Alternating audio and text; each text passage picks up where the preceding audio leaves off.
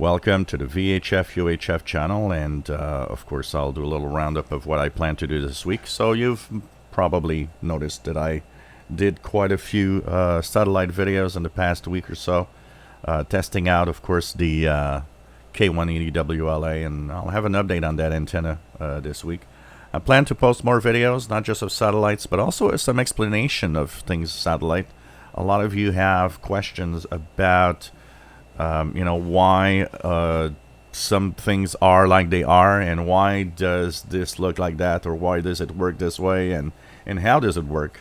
So we'll have kind of a roundup of satellites. I've had a few people ask me to also kind of talk about some of the active satellites, which ones are active satellites, which ones are the easiest to listen to, little tips in there.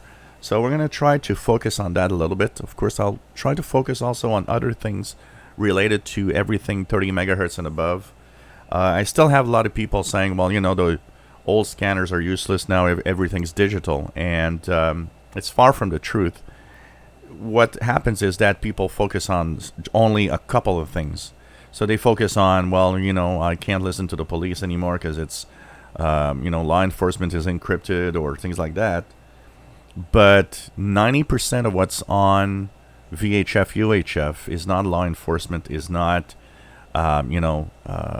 necessarily things that are encrypted. A survey that I was reading in a magazine was saying that about 65 to 70% of everything you could tune in to VHF and UHF is actually still analog. It's just that the good old days of listening to your, the police or a fire department in your area might be gone in some cases, not all.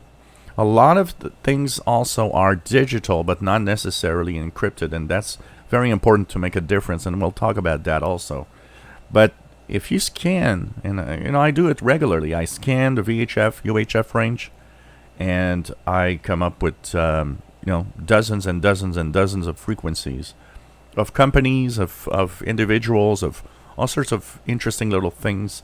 And I always log these frequencies. I put them in a memory channel in one of my scanners, and it's surprising the amount of traffic and analog things, and you'd be surprised that everything around you that has radio, it's just that you got to be patient sometimes, and you got to scan for a while, because there's one thing that is different from scanning and listening to these frequencies, is that most of the communications are intermittent.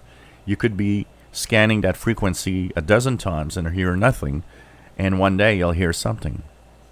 And that is, I think, the biggest problem of people saying, well, there's nothing there, and I'm going to throw away my scanner. Yeah, because you don't take the time to listen and scan the frequencies. It's obvious when somebody says there's nothing to listen to around here. That is because they haven't taken the time to leave the scanner on, scan for, hours if you want to. I typically will scan for full afternoon. So we'll talk about all of that, and, we'll try to ramp up the videos on this channel and have more fun. And we're going to, of course, talk about this. A lot of people are asking me, what is this that I'm using to track satellites? I'm going to have a little roundup. I've talked about it in the past, but from time to time, it's kind of good to do some videos again of some of the stuff that you're using. If you enjoy my videos, please subscribe, give us thumbs up, and I hope that you'll enjoy the content for this week.